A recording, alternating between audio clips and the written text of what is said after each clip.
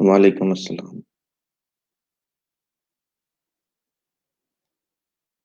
आप लोगों को भी नया साल मुबारक हो सबको।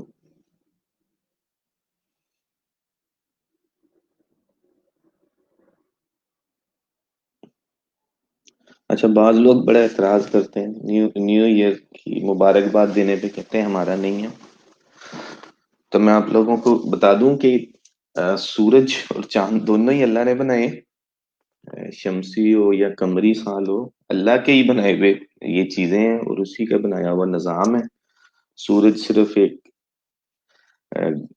जमीन अपनी गर्दिश मुकम्मल करती, सूरज के गिर्द तो उसकी हम जो है एक साल मुकम्मल होने की जो मनाते हैं, मुबारकबाद देते हैं।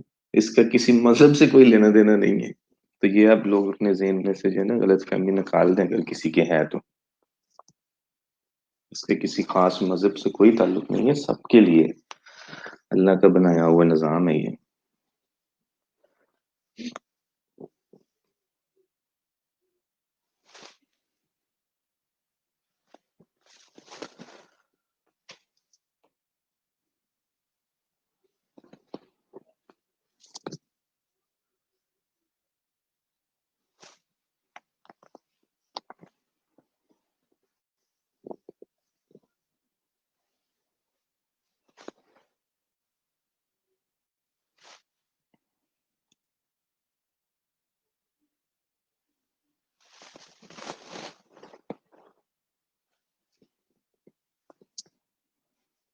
वैसे जो 2020 था ना, ये बहुत सख्त साल था। शायद इंसानी तारीख ने ऐसा साल ना देखा हो कभी। सिर्फ एक महीने के अंदर तीन तीन डेथ्स हुई हैं मेरी क्लोज फैमिली में, लास्ट मंथ में। और इसी महीने के अंदर अंदर सात मौत हुई है, चार मोहल्लेदारों को मिला के, तीन रिश्तेदारों को मिला के सात, सिर्फ मेरे मोहल्ले में, गली में। और इसके अलावा लाखों लोग इस दुनिया से गए, कोविड की वजह से भी और वैसे भी कुदरती आफात की वजह से। ऑस्ट्रेलिया के जंगलों से शुरू हुआ था ये साल, जहाँ आग लगी थी, 2.5 करोड़ जानवर वहां पे मर गए थे।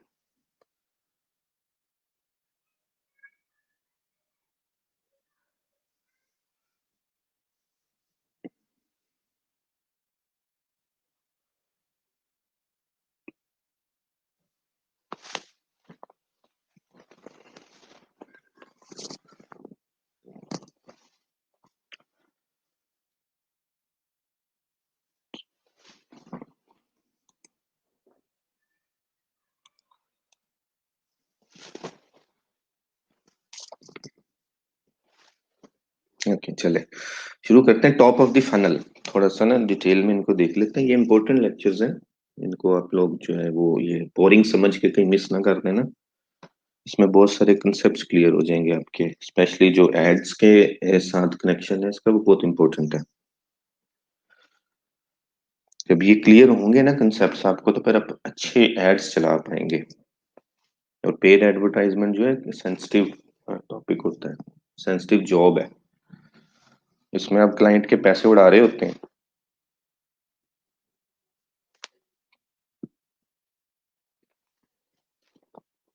Top of the funnel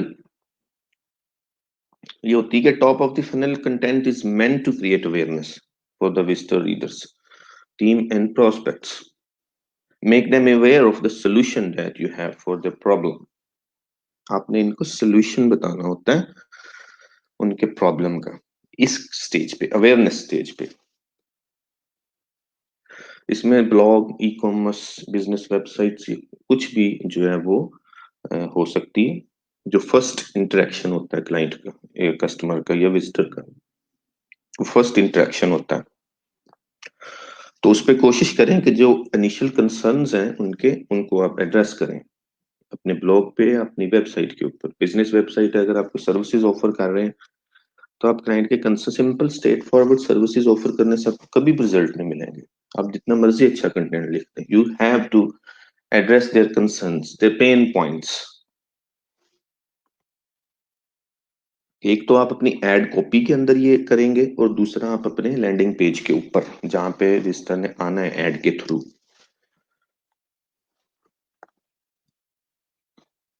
goals इसके क्या होते हैं top of the funnel? Increase offer awareness, grow retargeting list, increase engagement, grow website traffic.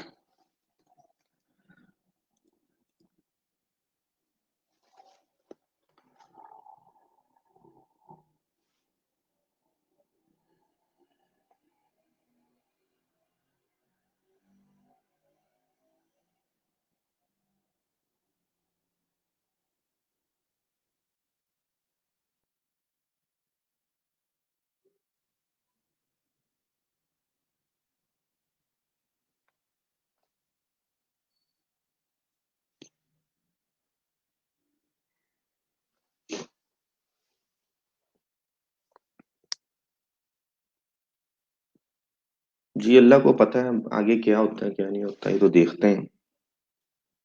जिस तरह आफात बढ़ रही हैं, लगता नहीं है कि कुछ बेहतरी आने वाली हालात में।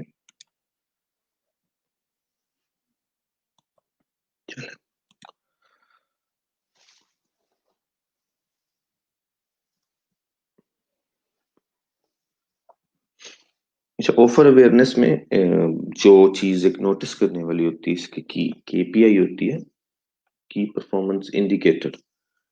उसमें आपकी प्रोडक्ट या सर्विस या जो भी आपका ब्रांड नेम है उसकी सर्चेज बढ़ना शुरू होती हैं सबसे पहले गूगल में।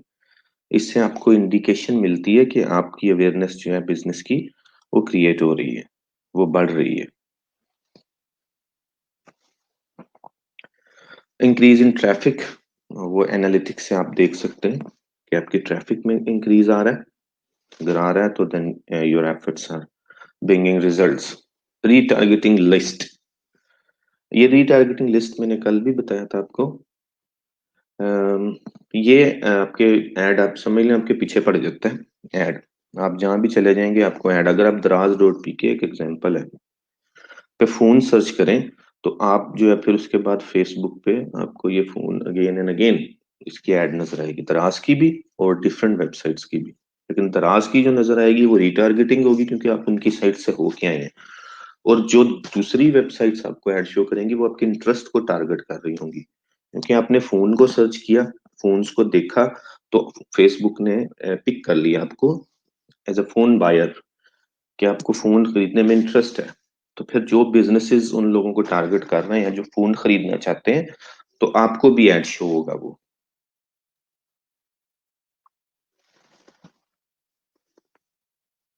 इसके बाद एंगेजमेंट। अब ट्रैफिक तो आपने साइट पे ले ले आए, लेकिन अब तक क्योंकि हम काफी पढ़ चुके हैं तो आप लोग इसको अंडरस्टैंड कर लेंगे कि this is just the beginning not the end. Site के ऊपर लेके आना it's quite easy as compare to engage them और कन्वर्ट देम। तो उसमें आपने ये देखना होता है कि बाउंस रेट क्या है। आपकी साइट के ऊपर यूजर आ तो जाता है बट स्टे करता है, कोई और दूसरा पेज विजिट करता है। अगर वो पेज दूसरे पेजेस को भी विजिट कर रहे हैं तो बाउंस रेट आपका कम होगा। अगर 50% 40% बाउंस रेट है तो then you are doing fine, कि आधे लोग जो है वो एग्जिट कर रहे हैं लेकिन आधे लोग एंगेज हो रहे हैं आपकी वेबसाइट के साथ। उनके एवरेज टाइम वगैरह क्या है, इस तरह की चीजें देख के हम अंदाजा लगा सकते हैं कि हमारी जो टारगेटेड ट्रैफिक है वो कितनी रेलेवेंट है।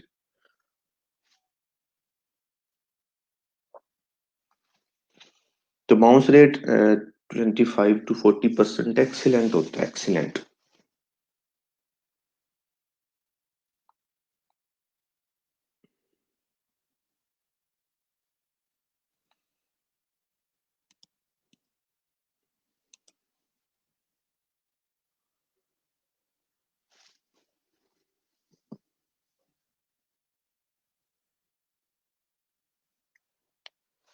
अब अगर कोई वेबसाइट अर्निंग कर रही है एडसेंस के थ्रू, तो उसके लिए तो ट्रैफिक टॉप मोस्ट गोल है ऑब्वियसली। उसके पास सिर्फ ट्रैफिक आनी चाहिए क्योंकि वो ट्रैफिक आते हैं कोई ऐड पे क्लिक करता है कोई नहीं करता, इंप्रेशन में भी आपको अर्निंग मिल जाती है। तो आपका गुजारा हो जाता है अगर आप एडसेंस के थ्रू अर्न कर रहे हैं वेबसाइट पे, ब्लॉग पे। लेकिन अगर गुड क्वालिटी ट्रैफिक है तो वो किसी भी बिजनेस को बेनिफिट दे सकती है, चाहे वो कुछ ई कॉमर्स बिजनेस हो, कोई लीड जनरेशन का हो, या कोई सर्विस प्रोवाइडर, कुछ भी हो।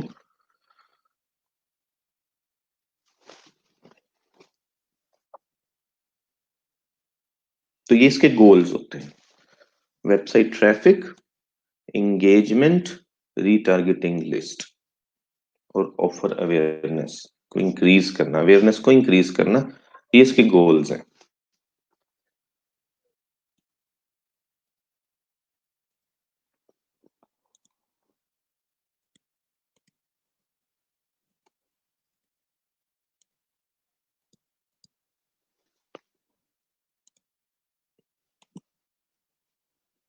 कंटेंट टाइप,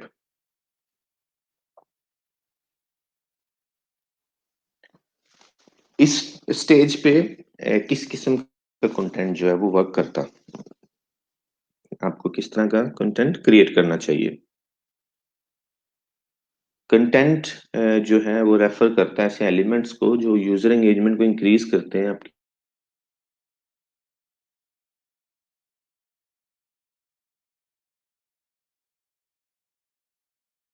यूजर एंगेज हो जाता है। वो कोई वीडियो भी हो सकती है, कोई इमेज हो सकता है, स्लाइड शोज, कोई blog, your post on social media, anything, it can be anything which engage other users and start activity। इसका पर्पस ये होता है कि आपने यूजर को एक तो अपनी अवेयरनेस जो है उसको बढ़ाना है, उसके बाद यूजर को मूव करवाना है अपने अवेयरनेस स्टेज से वैल्यूएशन पे।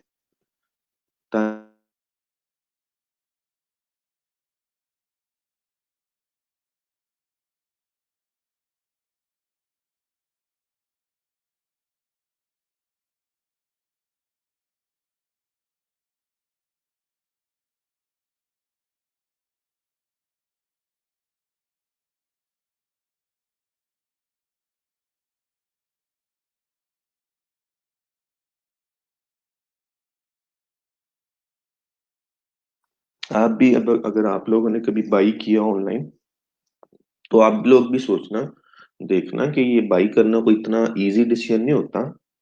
बहुत सारे इंसान के जहन में जो है ना सवाल चल रहे होते हैं खरीदने से पहले, कि पता नहीं प्राइस कंपेटिटिव है कि नहीं, साइट अच्छी है कि नहीं, चीज अच्छी है कि नहीं, जो मुझे चाहिए इसी तरह की होगी।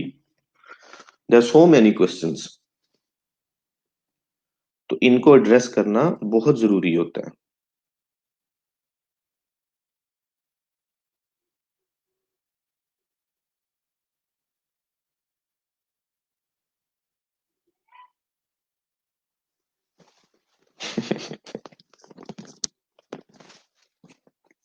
नहीं, अब मैं आप लोगों को तड़पाऊंगा थोड़ा सा।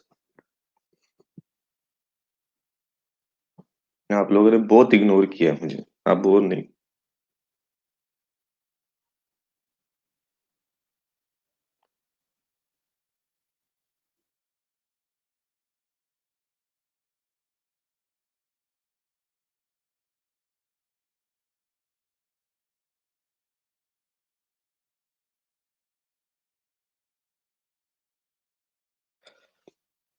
आवाज नहीं आ रही?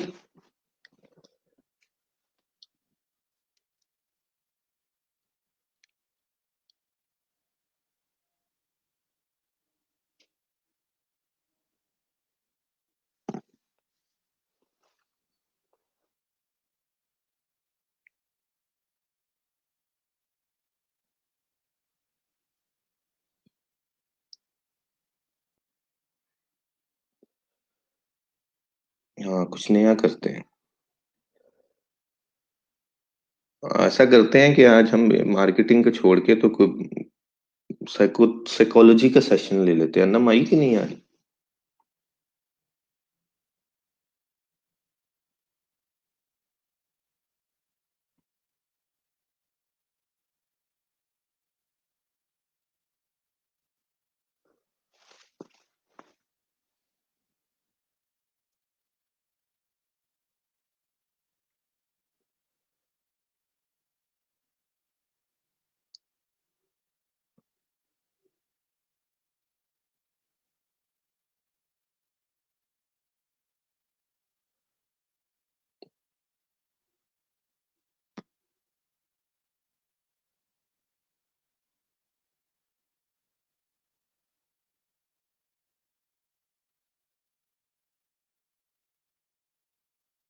आई है।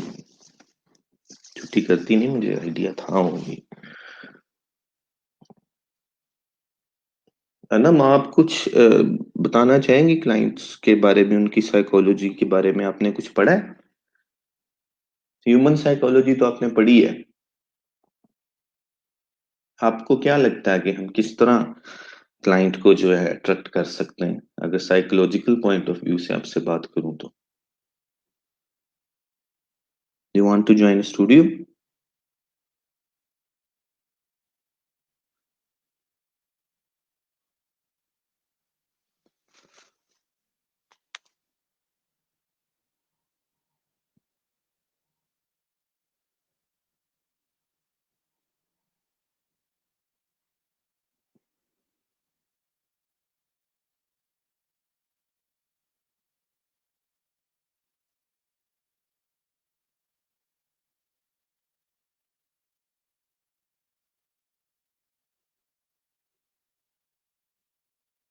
कोई कंज्यूमर साइकोलॉजी के बारे में आपने पढ़ा हो कुछ?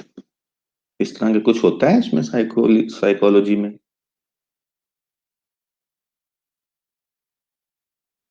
अच्छा, चलें, आप थोड़ा सा इस पे स्टडी करना, फिर किसी दिन स्टूडियो ज्वाइन करना, आपसे बातचीत करेंगे इस बारे में कि इसका साइकोलॉजिकल पॉइंट ऑफ व्यू से ये कैसे हेल्प कर सकते हैं हमें मार्केटिंग में।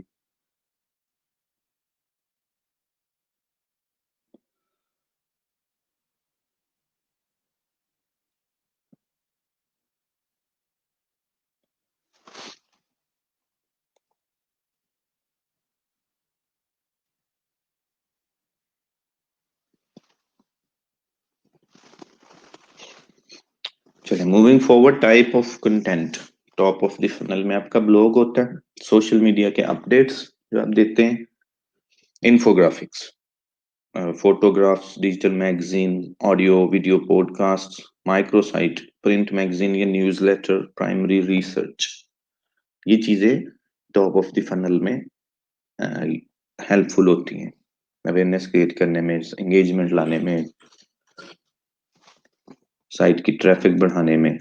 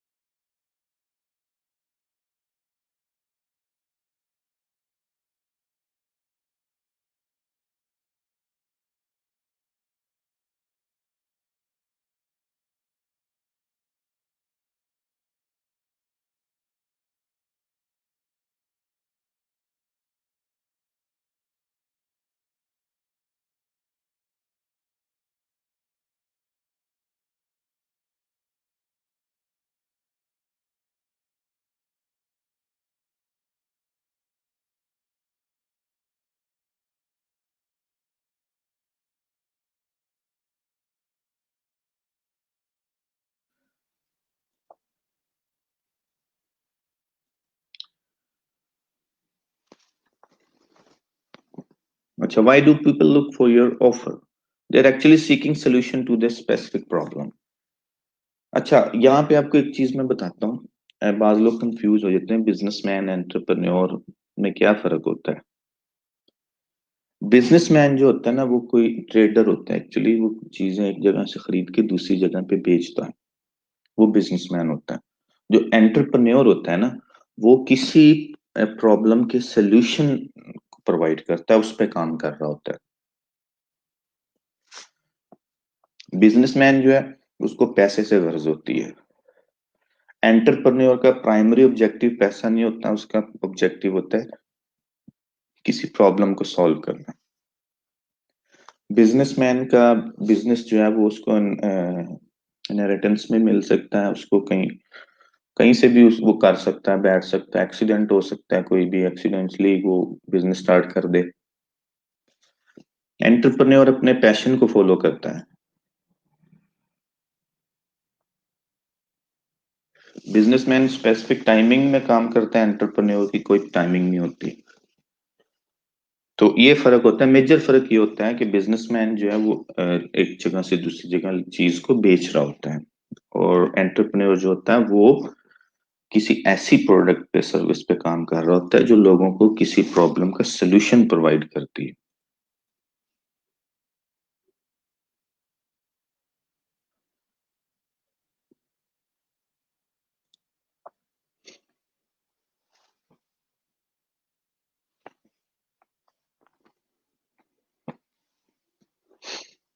अब आपको मैं एक एग्जांपल देता हूँ। क्लाइंट एक है, यूजर बॉब, वो iOS ऐप जो है वो डेवलप करवाना चाहता है, और आप जो है ये सर्विसेज ऑफर कर रहे हैं iOS ऐप डेवलपमेंट। अब आप क्या करते हैं, आप पेज तो बना लेते हैं वेबसाइट के ऊपर iOS ऐप डेवलपमेंट का, but journey doesn't begin from this point कि iOS ऐप डेवलपमेंट कोई लिखेगा सीधा आपके पास आएगा और आपको जो है ऑर्डर प्लेस कर देगा। It doesn't work like that. Don't waste your time on this strategy. अब उसको जो प्रॉब्लम्स होंगे, जो उसके उसको प्रॉब्लम है उसके सॉल्यूशन ढूंढ रहा है, या कोई भी किसी भी तरीके से आपको लगता है, कीवर्ड रिसर्च जब आप करेंगे तब आप ये कीवर्ड्स फाइंड करेंगे कि जो iOS ऐप डेवलप करवाना चाहते हैं वो उससे पहले क्या क्या सर्च करते हैं, रेलेवेंट कीवर्ड कौन से हो सकते हैं। तो इसमें ऐप बेस्ट ऐप डेवलपर्स, या टॉप 5 ऐप डेवलपर्स, या न्यू टेक्नोलॉजीज, इस तरह की बहुत सारी चीजें जो हैं वो कोई रेलेवेंट जो है वो सर्च कर सकता है, और ये आपका ब्लॉग जो है ये फुलफिल करता है इन क्यूरीज को। आपने इन क्यूरीज के अगेंस्ट ब्लॉग्स लिखने, ताकि जब भी कोई यूजर आए ऐसी चीजों को सर्च करे आपके ब्लॉग पे आए, आपके ब्लॉग को पढ़े, अच्छा ब्लॉग लिखा हो, तो वो एंगेज होगा, उस वक्त उसका ट्रस्ट डेवलप हो जाएगा, अथॉरिटी आपकी एक बिल्ड हो जाएगी उसके जहन में। ये आपने लिखा हुआ है कि बेस्ट ऐप आइडियाज फॉर 2021। अब हम 2020 से निकल गए, शुक्र है।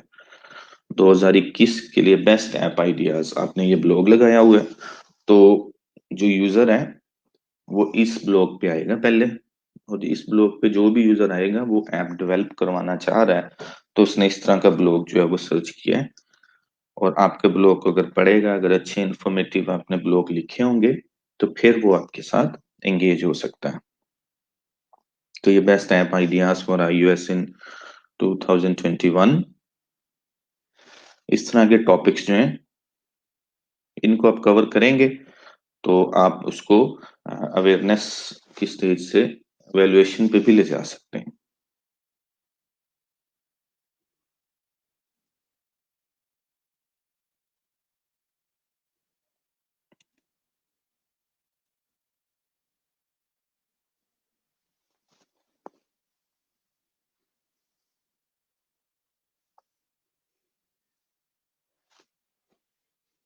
अब जैसे ये एक बिजनेस है, ये ऑर्गेनिक फूड में डील करते हैं, और इनके जो ब्लॉग्स होते हैं ये भी इसी तरह के होते हैं। अब 7 सेंसेशनल स्प्रिंग साइड डिशेस, ये इस तरह के जो टॉपिक्स हैं, अब इनको आप जब कवर करेंगे ना, इनिशियल अवेयरनेस क्रिएट करने के लिए होते हैं, ये इंफॉर्मेशनल ब्लॉग्स होते हैं। आप प्रमोशनल ब्लॉग पब्लिश नहीं करते कभी भी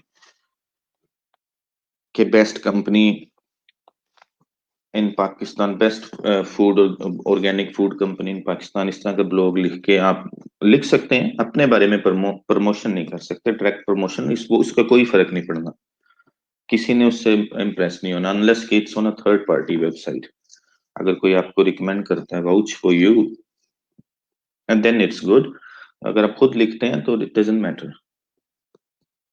लेकिन जब आप इंफॉर्मेशनल ब्लॉग्स लिखते हैं ऐसे, तो फिर ये क्या होता है कि ये यूजर जब इन क्यूरीज को सर्च करते हैं, क्योंकि देखें अगर आप एक पेज बना लेते हैं ना सिर्फ फूड कंपनी इन पाकिस्तान, या best food, organic food in Pakistan का एक पेज बना लिया और आप बैठ गए हैं बना के, then you are losing this traffic.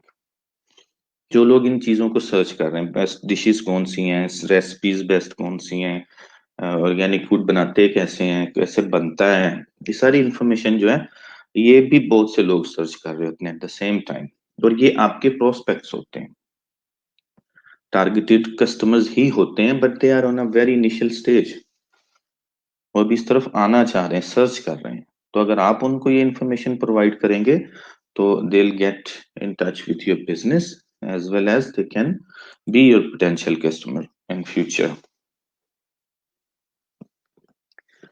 Social media के अपडेट जो हैं वो करते रहते हैं बिजनेसेस, उससे ये होता है कि जो एक बस क्रिएट रहता है हर वक्त।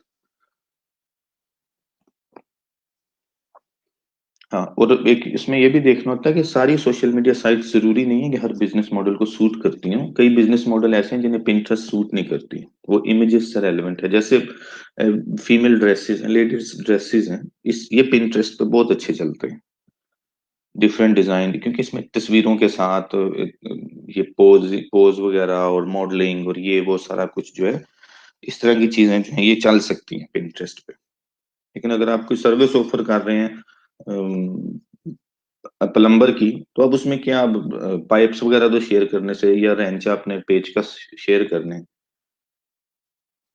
तो वहां पे वो जो है बेहतर वर्क नहीं करेगा। यूट्यूब वहां ज्यादा बेहतर, अगर आप लाइव इन एक्शन दिखाते हैं खुद को काम करते हुए या अपने क्लाइंट को काम करते हुए, तो वो ज्यादा बेहतर हो सकता है। यूट्यूब ज्यादा अच्छा चल सकता है बजाय इसके कि आप फेसबुक, सोशल मीडिया, ये पिंटरेस्ट वगैरह यूज करें। तो चैनल भी आपने जरा सोच समझ के डिसाइड करना होता है कि where do you want to put your best efforts, maximum efforts. Join सबको कर लें, अपडेट करते रहें आप, लेकिन आपने जो अपने एफर्ट्स पुट करने हैं ये आपने देखना है कि आपने किधर करने हैं, ताकि आपको वहां से अच्छा रिजल्ट मिल सके।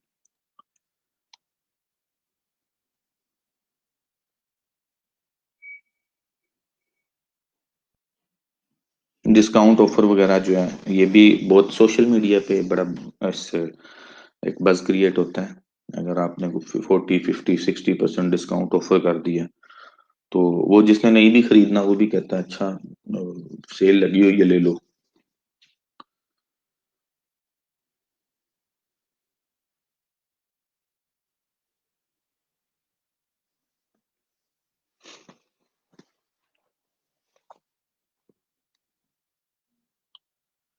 तो सेल्स वगैरह, कूपन्स, ये डिस्काउंट्स वगैरह, they work well.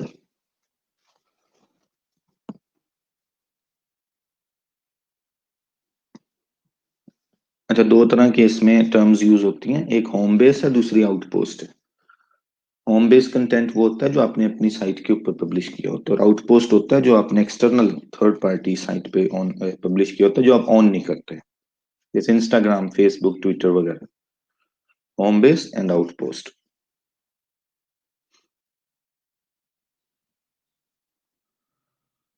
And put your maximum effort on your own blog. एक तो ये कि इससे आपकी अथॉरिटी बिल्ड होती है, बजाय इसके कि आप लंबे लंबे नोट्स लिख रहे हैं फेसबुक के ऊपर, उसकी बजाय आप अपने ब्लॉग पे लिखें। एक तो आपकी अथॉरिटी बिल्ड होगी, आपके पास ट्रैफिक आएगी, और दूसरा आपको कोई पॉलिसी चेंजेस और रूल्स और ये चीजें फॉलो नहीं करनी पड़ती उसमें, आप जो मर्जी करें अपने ब्लॉग पे।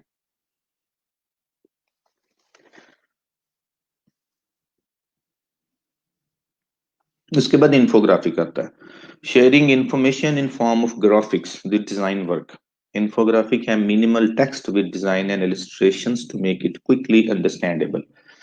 इसमें स्पेशली जो है ना डेटा, वो इम्पोर्टेंट होता है इन्फोग्राफिक में।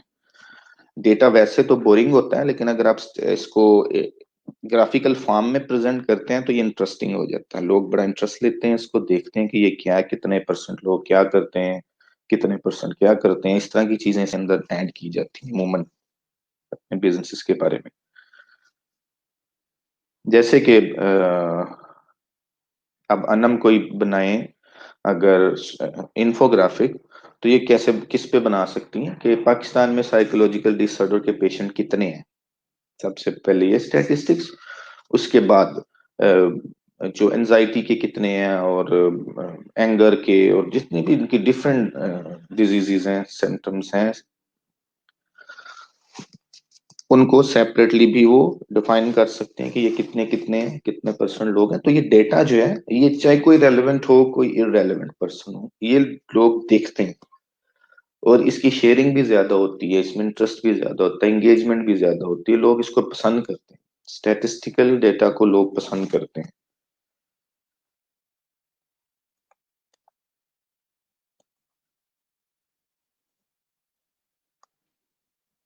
माय पर्सनल फेवरेट है इन्फोग्राफिक वैसे, अगर अच्छा बनाऊं मार्केटिंग के लिए, it brings lot of good results quickly.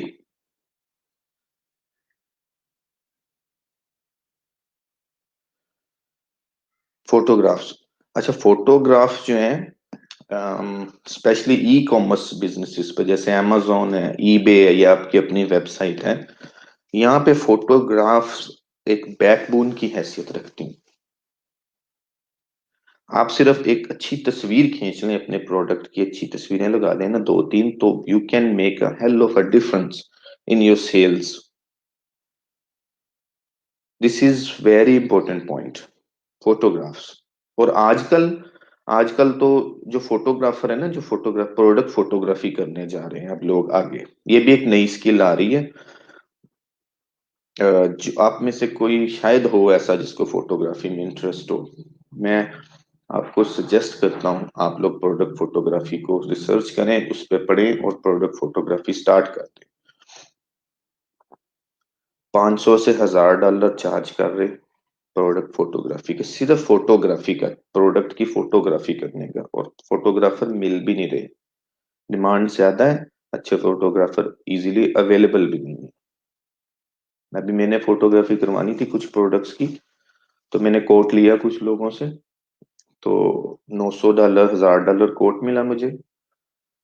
Lahore में एक लड़की ने कोट दिया मुझे $100 का, होगी बेचारी मेरे जैसी कोई, तो उसको मैंने प्रोडक्ट सेंड किए हैं लाहौर।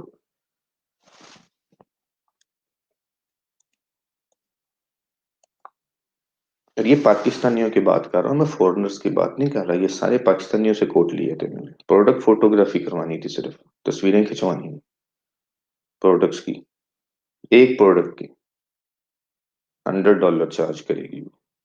और ये मिनिमम रेट है जो मुझे मिला है मार्केट में।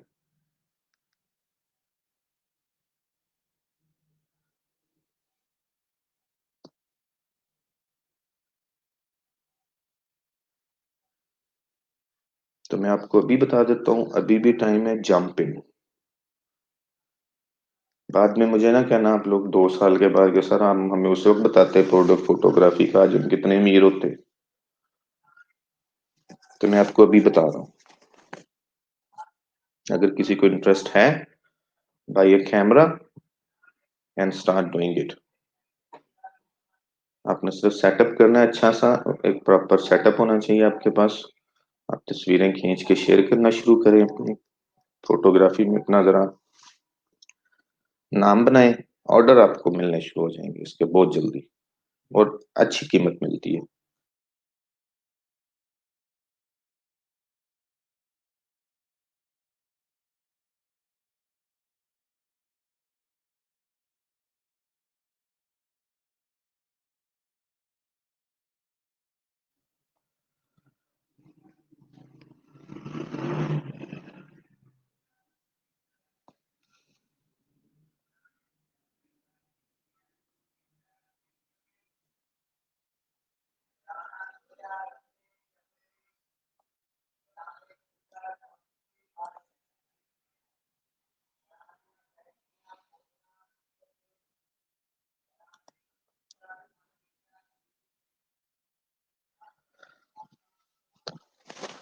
इसके अलावा टॉप ऑफ द फनल में आप लोग डिजिटल बुक्स या मैगजीन्स को भी यूज कर सकते हैं।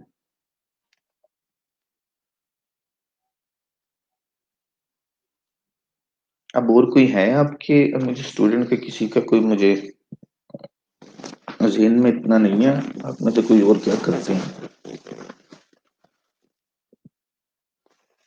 बार बार अनम का आ जाता है मेरे जहन में, शायद उससे बात ज्यादा हुई, अपने इंटरेक्शन ज्यादा किया है उसका, इसलिए उसका जहन में आ जाता है। साइकोलॉजी से रेलेवेंट ही बात करनी पड़ती है फिर मुझे।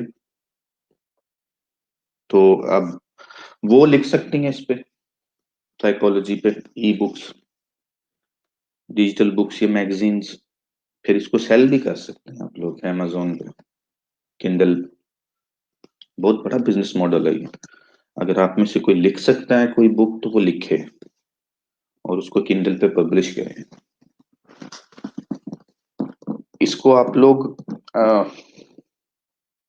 पता नहीं अब आप लोग कैसे लेते हैं मेरी सजेशंस को। ये सीरियस बिजनेस मॉडल्स हैं, अच्छे पैसे आप इसमें कमा सकते हैं।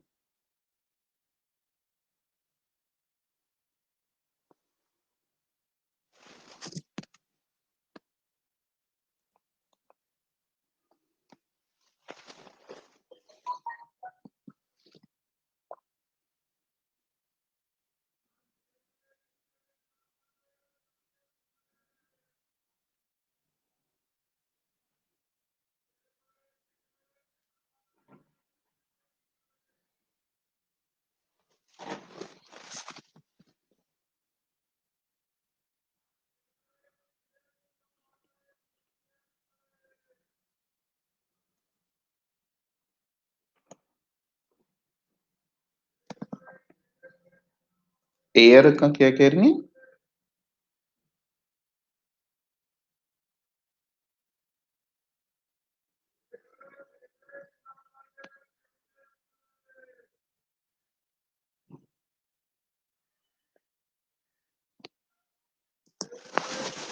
मुझसे ना वैसे क्वेश्चन तो ना पूछा करें यार। अब तो इतना टाइम गुजर गया इस कोर्स में। आपको insurance is one of the best निश on internet marketing. It's very expensive. आपके इंश्योरेंस से क्या रिलेशनशिप है यूनस मोशन?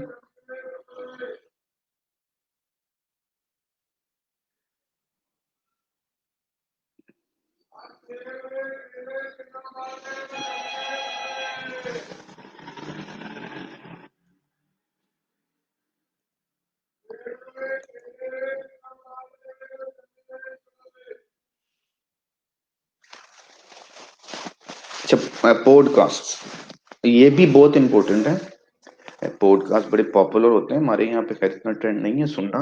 फायर जो है ना बहुत ज्यादा इस पॉडकास्ट सुने जाते हैं। वो लोग अपने फोन आईपैड्स वगैरह में या जो इनकी आईपॉड्स हैं उसमें ये कर लेते हैं डाउनलोड। और उसके बाद जो है वो ट्रैवलिंग में स्पेशली वो लोग सुनते हैं, ट्रेन में सफर कर रहे हैं या कार्स में हैं तो वो ये लगा लेते हैं ऑडियो। मार्केटिंग से रेलेवेंट भी मुख्तलिफ जो सेलिब्रिटीज हैं उनको सुनते रहते हैं, उनकी बातें। वो गाने शाने और फिल्में वगैरह की बजाय ना वो लोग ज्यादातर ये काम करते हैं। वो इसलिए जो है वो रूल कर रहे हैं दुनिया पे, तो उनमें कुछ डिफरेंट है। वो इसलिए इतने स्टेब्लिश्ड हैं, इसलिए इतने ज्यादा चीजें डेवलप कर पाते हैं, रिसर्च कर पाते हैं, क्योंकि वो कुछ डिफरेंट करते हैं।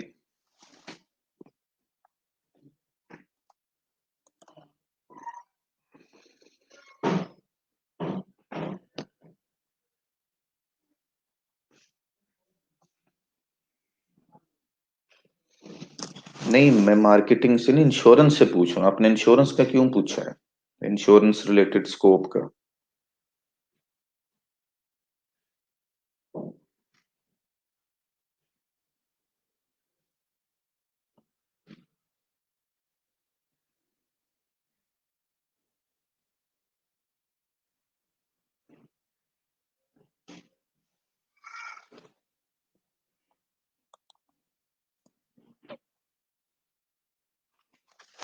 अब अगर आप लोगों में से किसी के पास भी कोई भी इंफॉर्मेशन है, नॉलेज है किसी भी चीज का, आप लोग पॉडकास्ट बनाए, ऑडियो पॉडकास्ट। इसमें वो वीडियो वाला चक्कर भी नहीं है, यूट्यूब वाला। आप ऑडियो में बना सकते हैं।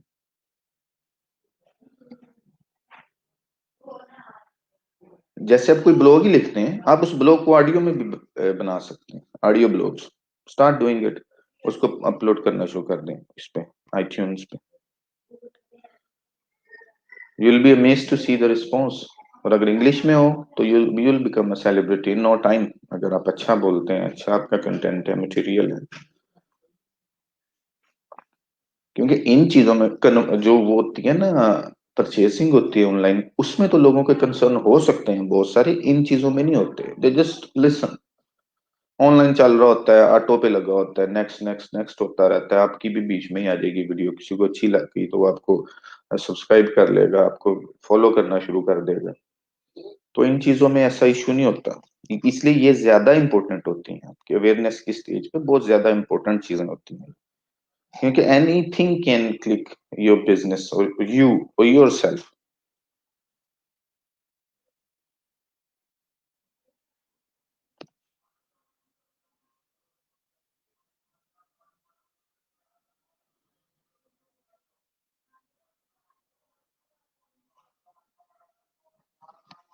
आपने पॉलिसीज लेनी है कि पॉलिसी देनी है, पहले तो ये बताएं।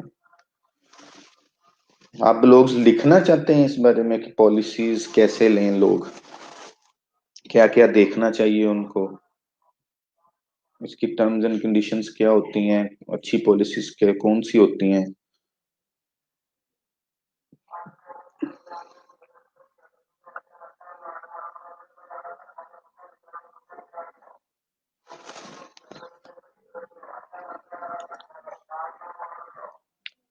इंश्योरेंस बहुत पावरफुल निश है, इसमें बड़े अच्छे, अगर आपने ब्लॉग बनाया हुआ इंश्योरेंस से रेलेवेंट कोई, तो उसमें आपको एडसेंस ही अच्छे खासे पैसे मिल जाते हैं।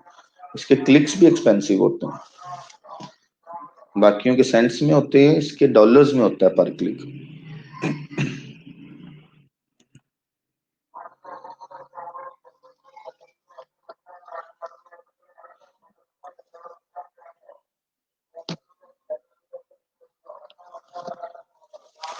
इसी तरह फिर वो जब हमने यूट्यूब का लेक्चर किया था तो उसमें हमने ये कवर किया था कि वीडियोस बनाएं आप, अपने बिजनेस से रेलेवेंट बनाएं, अपने इंफॉर्मेशन जो रेलेवेंट इंफॉर्मेशन है उसकी वीडियोस बनाएं। आप ऑडियो भी ना दें, इसके अंदर कोई म्यूजिक दें, और टेक्स्ट के साथ जो है आप अपनी वीडियोस को शेयर करते हैं। लेकिन जब ये सब कुछ आप लोग करेंगे तभी एक जो है ना बज क्रिएट होगा, आपकी अवेयरनेस क्रिएट होगी, आपको बिजनेस मिलना शुरू होगा। अपने लिए करें या क्लाइंट के लिए करें, हम मोस्टली क्लाइंट के लिए करेंगे आप लोग, but these are the strategies to create a बज।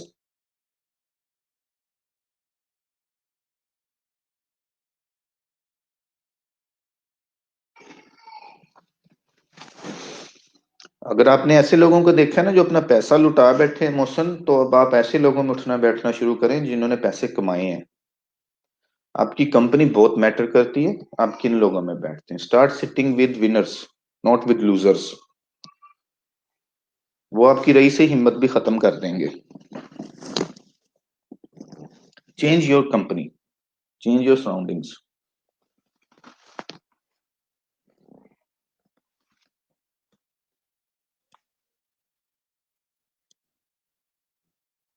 आपका अभी मुझे जो प्रॉब्लम लग रहा है वो सिर्फ आपकी कंपनी है।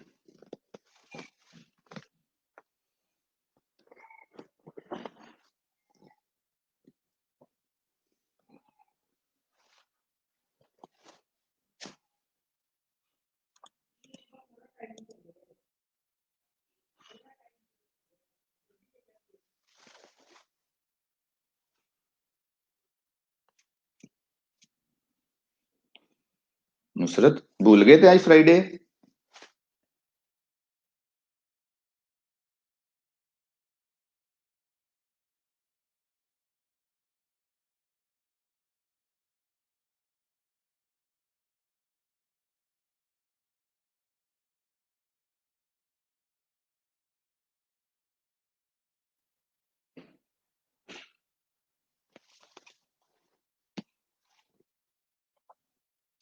अम, ऐसा भी नहीं होता, होता होगा इन सम केसेस।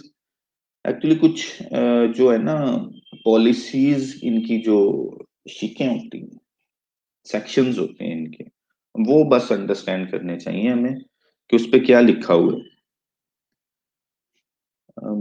कवरेज कवरेज किस सूरत में मिलती है, बस हमें ये क्लियर होना चाहिए। और ये जिस वक्त पॉलिसी लेनी है उस वक्त ये बात अच्छी तरह से क्लियर करनी चाहिए कि कवरेज हमें किन किन कंडीशंस पे मिलती है। तो देते हैं इंश्योरेंस वाले, ऐसी बात नहीं है कि वो नहीं देते, लेकिन बाग दफा लोग जो है ना वो बिला वजह जिद करना शुरू कर देते हैं। अब एक चीज उन्होंने कवर नहीं की हुई और वो उसी पे जिद कर रहे होते हैं कि आपने कहा था कि अगर कुछ हो गया तो पैसे मिलेंगे। अब अगर कंपनी वालों ने आपके वो शिक रखी नहीं हुई तो वो कैसे आपको पैसे दे दें।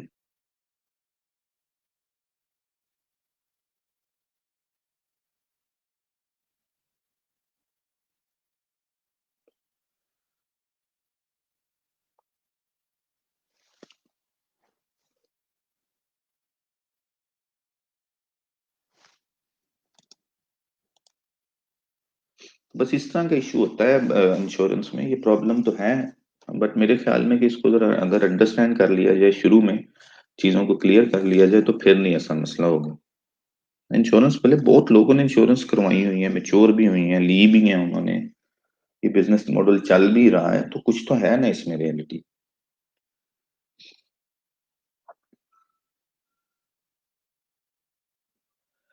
अच्छा, माइक्रो साइट्स के बाद आते हैं, ये जो है ना, ये बहुत इंपॉर्टेंट है यार। माइक्रो साइट, माइक्रो नीश, आप लोगों ने इस पे काम करना है, क्लाइंट्स के लिए, अपने लिए करना है तब भी करना है, अगर क्लाइंट्स के लिए करना है तो उनको भी सजेस्ट करना है। भागे आते हैं सारी, इतनी बड़ी बड़ी बना लेते हैं साइट्स, सब कुछ बेचना शुरू कर देते हैं, बिकता कुछ भी नहीं, ना रैंक होती हैं चीजें जल्दी। माइक्रो निश में चले जाए, जैसे ये एक वेबसाइट है, सर्विस ऑफ कॉर्डल एंड कॉर्डल पीसी, इनके को मेन बिजनेस वेबसाइट भी है। ये डाइवोर्स में डील करते हैं लॉयर्स, उन्होंने डैड्स डाइवोर्स के नाम से बना ली एक वेबसाइट, माइक्रो निश को टारगेट किया उन्होंने।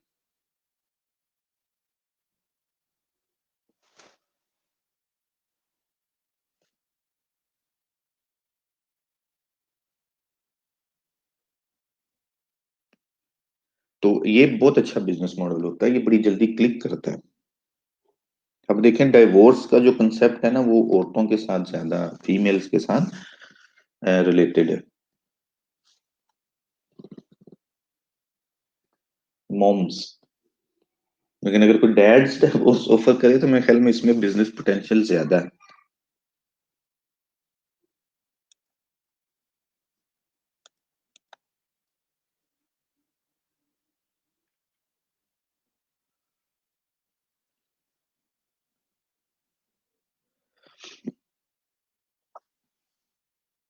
यहाँ पे भी है, सबूत बहुत है यहाँ पे। You will be amazed to see how many people have insurance policies.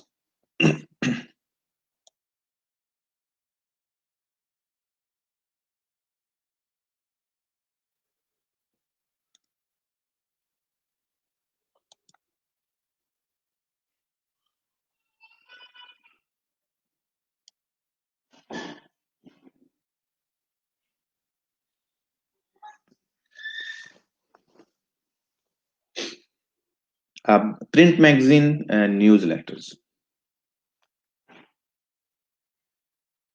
ये भी बहुत इंपॉर्टेंट होते हैं। आप अपने क्लाइंट बेस के साथ, अगर आप कोई बिजनेस है, कंटेंट मार्केटिंग सर्विसेज प्रोवाइड कर रहे हैं, तो monthly, quarterly, by annual magazine जो है वो आप और पब्लिश कर सकते हैं अपने क्लाइंट्स को, keep in touch with them, to keep in touch with them, या वीकली, मंथली न्यूज लेटर भी सेंड कर सकते हैं आप उनको।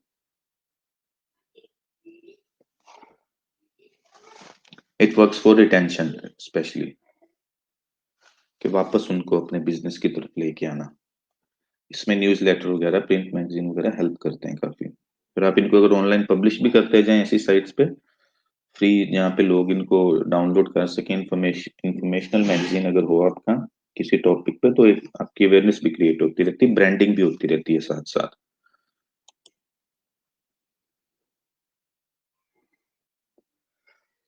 Another important and interesting strategy is primary research। अगर आप कोई रिसर्च करते हैं ना खुद से, तो then you will be the king of that blog only. अब ये सोशल मीडिया का एक ब्लॉग है, सोशल मीडिया एग्जामिनर, ये सिर्फ सोशल मीडिया के रिलेवेंट जो है ना पोस्ट पब्लिश करते हैं, ब्लॉग्स वगैरह लगाते हैं, reports and studies, statistics, case studies. तो ये बहुत बड़ा ब्लॉग है सोशल मीडिया एग्जामिनर। ये रिपोर्ट्स भी पब्लिश करते हैं, खुद से सर्वे करते हैं। और ये कोई मुश्किल काम नहीं होता, इनकी साइट पे जो लोग आते हैं ये उनसे सर्वे करवा लेते, पूछ लेते हैं। जैसे कि अब आप साइट पे जाएंगे, एक पॉपअप विंडो ओपन होगी, वो आपसे पूछेंगे कि आप सोशल मीडिया मार्केटिंग करते हैं, उस पर कितना स्पेंड करते हैं, नीचे दो तीन ऑप्शन दिए होंगे, आप एक सबमिट कर देंगे, दैट्स अ रिपोर्ट। फिर वो इशू कर देंगे अपनी रिपोर्ट को, 1000, 2000, 10,000, जब उनके पास आंसर्स आ जाएंगे, रिस्पॉन्स, तो कहेंगे हमने इतने लोगों से पूछा, 10,000 लोगों से पूछा, आप कितना स्पेंड करते हैं सोशल मीडिया मार्केटिंग पे, तो उनमें से 10% इतना करते हैं, 20% इतना करते हैं, 50% इतना करते हैं, ब्ला ब्ला। तो वो एक स्टडी जो है ना, वो डेवलप हो जाती है, क्रिएट हो जाती है।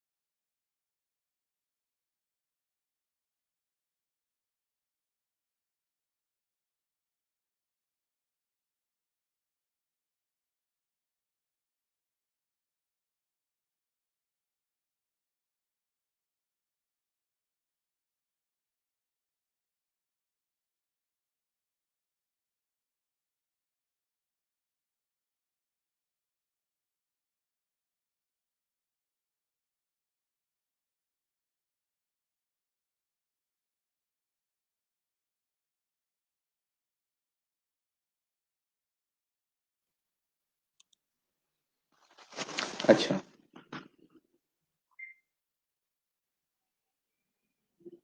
कौन सी स्लाइड्स विदाउट वॉइस की हैं?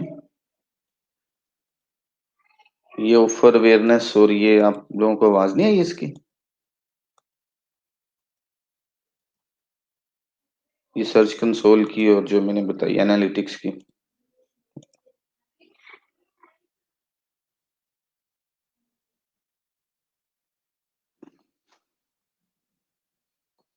अच्छा, वेरी बैड। चलें, दोबारा बता देता हूँ। ऑफर अवेयरनेस में आप लोग जो है ना, सबसे पहले सर्च कंसोल के अंदर जाके देखते हैं कि आपकी साइट जो है कुछ कीवर्ड्स के अगेंस्ट, जो आपके टारगेटेड कीवर्ड्स हैं उनके अगेंस्ट कहीं आ रही है। अगर तो वो आना शुरू हो गई है तो then you are creating awareness. Just a minute.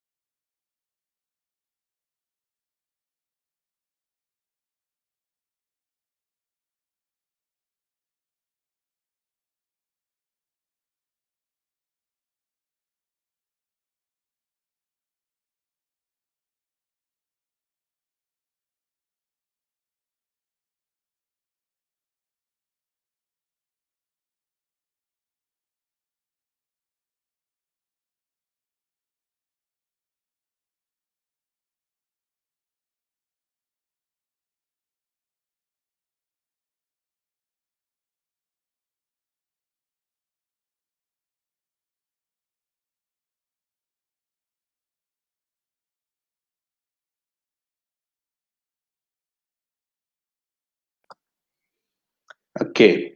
आप ना सर्च कंसोल में ये चीज देख सकते हैं कि आपकी साइट जो है कहीं कीवर्ड्स के अगेंस्ट रैंक करना शुरू हुई कि नहीं। अगर हो रही है, कीवर्ड्स को रेलेवेंट आ रहे हैं सर्च कंसोल में, तो then you are doing good. उसके बाद ट्रैफिक इंक्रीज हो रही है, एनालिटिक्स में आप देख सकते हैं एनालिटिक्स में आपकी ट्रैफिक इंक्रीज हो रही है कि नहीं। इसके अलावा अब retargeting list growth. Let's suppose Punjab IT board जो है, इसके अंदर तीन ये प्रोग्राम है। प्लान 9 स्टार्टअप इनक्यूबेटर है, प्लान एक्स ये स्टार्टअप एक्सेलरेटर है, और प्लान 9 टेक हब ये कोवर्किंग स्पेस है। ये तीन प्रोग्राम है पीआईटीबी के अंदर जो एंटरप्रेन्योर्स को सपोर्ट करते हैं।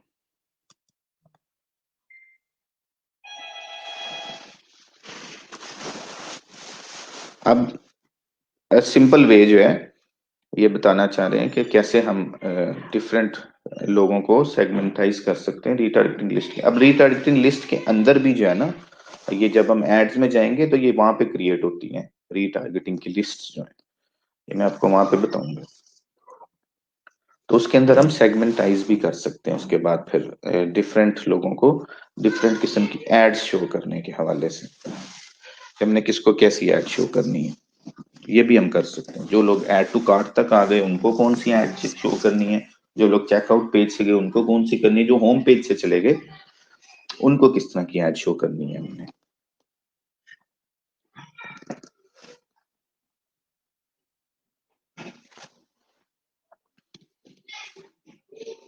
तो कहीं से भी ट्रैफिक सोर्स कोई भी हो, सोशल से आए, एसईओ से, पेड से, ईमेल से, कोई भी आए, तो हम उसको फिर सेगमेंटाइज कर सकते हैं, उनको डिफरेंट डिफरेंट हम प्लेटफॉर्म्स के ऊपर भेज सकते हैं।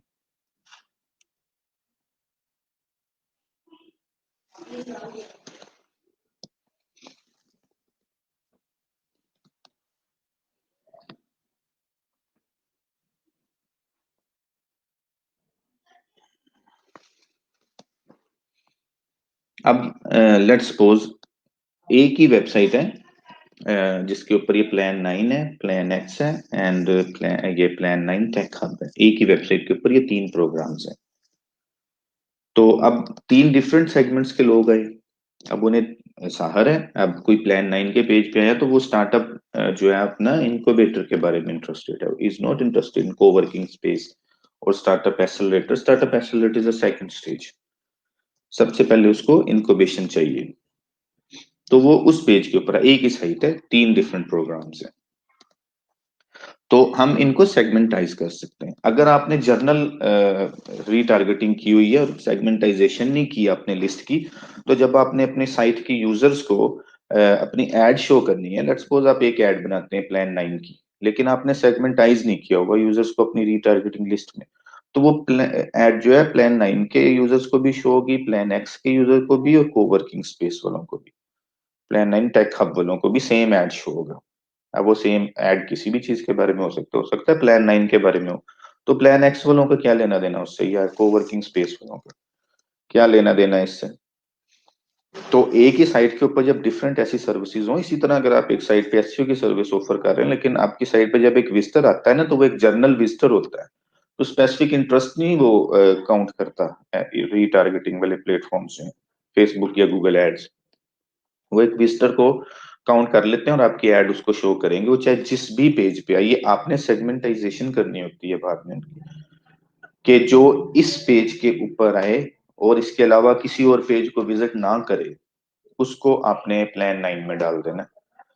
ये आप खुद बनाते हैं वहां पे अपनी ये कंडीशंस वगैरह दे के, और जब कोई प्लान एक्स के पेज पे आए और किसी और पेज पे ना जाए, तो उसको अपने प्लान एक्स का विजिटर डिफाइन कर देना। ये आप सारा कुछ खुद करते हैं।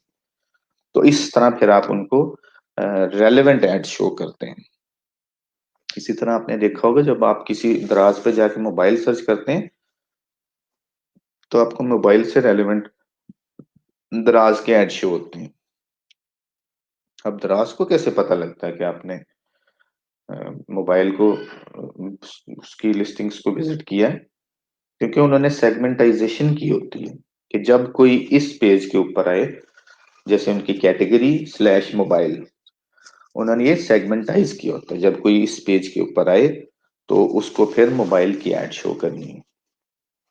It's a game of conditions, segmentation, proper segmentation, it is very important. Is that clear?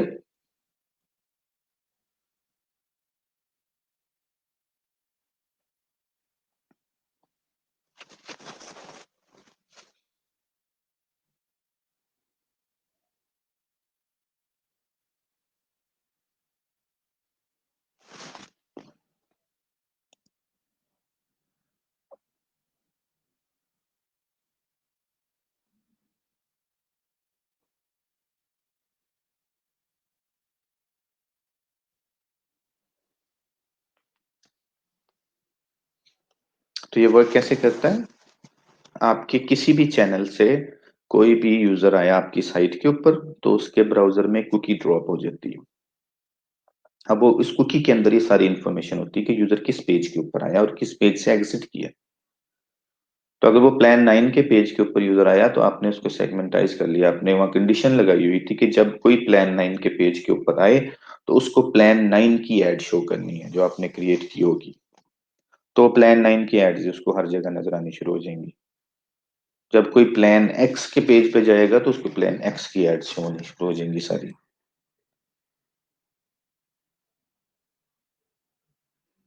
उसके अलावा साइट एंगेजमेंट के मैयर्स हैं, पेज पर विजिट, एक यूजर ने एक विजिट में कितने पेजेस को विजिट किया आपकी साइट के ऊपर, ये भी एक मेजरमेंट होती है, मेट्रिक होता है। इससे आपको पता लगता है कि आपका यूजर कितना टारगेटेड, जितना ज्यादा टारगेटेड होगा वो उतना ही टाइम स्पेंड करेगा और उतने ही डिफरेंट पेजेस को विजिट करेगा। ये इसके इंटरेस्ट को शो कर रही होती है चीज, कि ई कॉमर्स वेबसाइट के ऊपर आपने यूजर को भेजा, वो चेकआउट पेज पे जाएगा, वो ऐड टू कार्ट पे जाएगा, वो रिटर्न एंड एक्सचेंज पॉलिसी के पेज पे जाएगा, वो शिपिंग पॉलिसी के पेज पे जाएगा, वो पेमेंट इंफॉर्मेशन के पेज के ऊपर जाएगा, डिलीवरी टाइमिंग वगैरह क्या है ये सारा जानने के लिए, उसके बाद वो ऑर्डर करता है।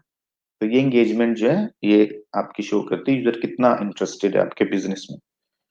एवरेज विजिट ड्यूरेशन, कि कितनी देर कोई स्पेंड करता है, इट डिपेंड्स, ये इसका कोई वो स्टैंडर्ड में नंबर नहीं है कि कितना टाइम जो अच्छा होता है। हो सकता है कि आपकी वेबसाइट पे लोग 30 सेकेंड्स में आपका एक्शन, डिजायर्ड एक्शन कंप्लीट कर लेते हैं, किसी साइट पे 5 मिनट लगते होंगे, कोई ब्लॉग लंबा है आप वो पढ़ाना चाहते हैं तो 15 मिनट भी लग सकते हैं। तो it all depends upon the type of a content you are promoting. और बाउंस रेट, बाउंस रेट बहुत इंपॉर्टेंट फैक्टर होता है। ये तो डायरेक्ट इंडिकेटर है ना कि आपका कंटेंट कितना अच्छा है और आपकी टारगेट, आपकी ट्रैफिक कितनी अच्छी है। सीटीआर जो है ये आपको बताता है कि कितनी अच्छी ट्रैफिक है। सीटीआर जितनी ज्यादा होगी उतने ही ज्यादा इंटरेस्ट को शो करती है ये यूजर्स को।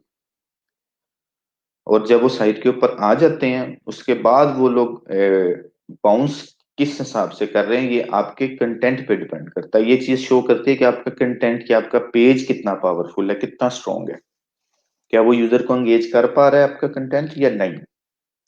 अगर यहाँ पे 70-80% बाउंस रेट आपको किसी पेज के ऊपर मिल रहा है तो इट्स अ क्लियर इंडिकेशन के नंबर वन, या आपकी ट्रैफिक टारगेटेड नहीं है। नंबर टू, अगर ट्रैफिक टारगेटेड है यू आर श्योर, तो फिर आपका पेज जो है वो एंगेजिंग नहीं है, इट्स नॉट एंगेजिंग इनफ, वो लोगों को ग्रैब कैप्चर नहीं कर पा रहा। तो ये दो चीजें आपके जेहन में होनी चाहिए जिस वक्त भी आप किसी बिजनेस को एनालाइज करें। आप जानना चाहें कि प्रॉब्लम कहाँ पे है तो दो चीजों पे आपने फोकस करना है, CTR and bounce rate. CTR चाहे पेड हो या ऑर्गेनिक हो, ऑर्गेनिक में ये होता है कि ऑर्गेनिक में सीटीआर हमेशा कम होता है, क्योंकि अगर आपकी फिफ्थ पेज के ऊपर भी कहीं साइट शो हो रही किसी कीवर्ड के अगेंस्ट तो वो भी एक इंप्रेशन है। लेकिन अब फिफ्थ पेज पे आपको क्लिक तो मिलने नहीं लगा, क्लिक मिलेगा टॉप 3-5 पोजीशंस पे। तो अनलेस के you are analysing a keyword जिसमें आप रैंक कर रहे हैं टॉप 3 में, तो आप जर्नल ओवरऑल सीटीआर ऑर्गेनिक का जो है उसको आप उसकी बेस पे आपको डिसीजन नहीं ले सकते अच्छे। अब पेड में ये बहुत इंपॉर्टेंट होता है, क्योंकि पेड में आप फर्स्ट पोजीशन पे, सेकंड पोजीशन पे ही आ रहे होते हैं, वहां पे सीटीआर जो है बहुत मैटर करता है। वो आपको ये बताता है कि आपकी एड और आपके यूजर्स एक दूसरे के साथ किस तरह इंटरेक्ट कर रहे हैं, कितने टारगेटेड हैं यूजर, कितना इंटरेस्ट ले रहे हैं आपकी एड में, कितने लोग क्लिक कर रहे हैं, कितने इग्नोर कर रहे हैं। अगर आपका सीटीआर अच्छा है तो इसका मतलब है कि आपकी ट्रैफिक बहुत टारगेटेड है और आपके यूजर्स जो है ना वो इंटरेस्ट बहुत ले रहे हैं आपकी एड में और वो साइट पे जा रहे हैं। अब आपको एक बात श्योर होगी कि यूजर बहुत अच्छे हैं। अब दूसरी चीज आपने देखनी है कि वो साइट पे कितना स्टे कर रहे हैं, पेजेस कितने विजिट करते हैं, एवरेज टाइम कितना स्पेंड करते हैं, उनका बाउंस रेट क्या है। अगर बाउंस रेट आपको बहुत ज्यादा है तो इसका मतलब है कि साइट के विजिटर्स तो बहुत अच्छे हैं, टारगेटेड हैं, लेकिन आपके साइट पे कंटेंट जो है वो इंगेजिंग नहीं है। That's another problem and you have to solve it. तो ये जब आप सोल्व कर लेंगे तो फिर आपका जो है ना ये कन्वर्जन रेट इंक्रीज होना शुरू हो जाएगा, ये आपके मेट्रिक्स इंप्रूव होना शुरू हो जाएंगे। So that's how these things works.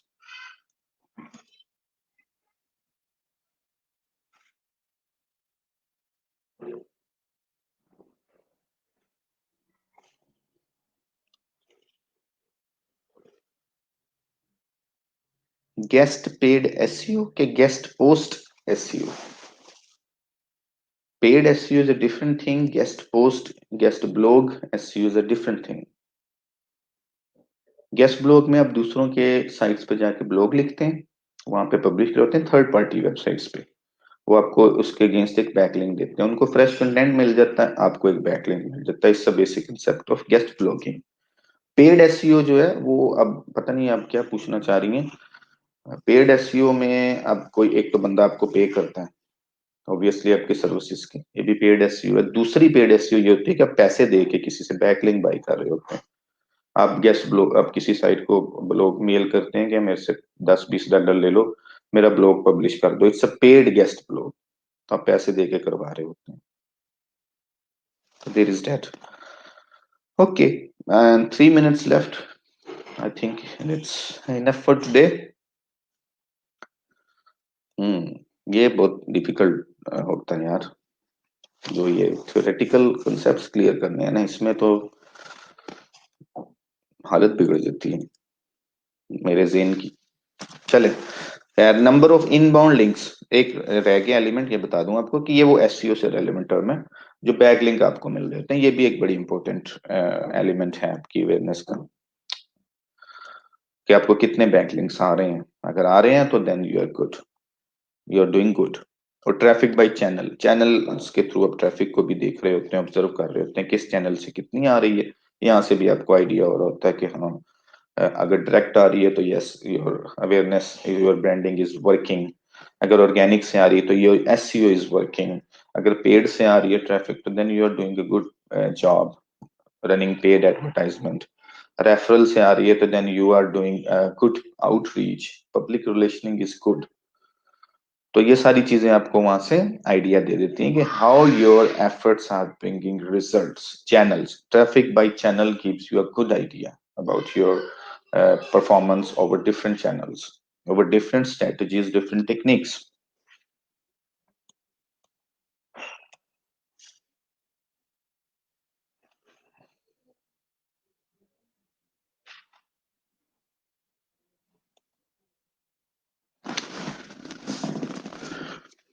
Okay, Monday को मुलाकात होगी आप लोगों से। Spend a good weekend and do something good.